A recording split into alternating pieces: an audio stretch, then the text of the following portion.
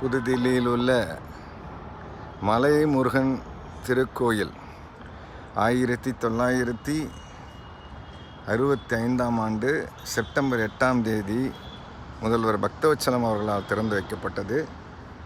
பாரத பிரதமர் ஸ்ரீ லால் பகதூர் சாஸ்திரி அவர்களுடைய தலைமையில் புதுதில்லியிலே வாழும் தமிழர்களுக்கு தமிழ் கடவுளான ஸ்ரீ முருகப்பெருமானின் அருளை பெற வழிவகுத்து தந்த தலைவர்களுக்கு நாம் நன்றியை கூறுவோம்.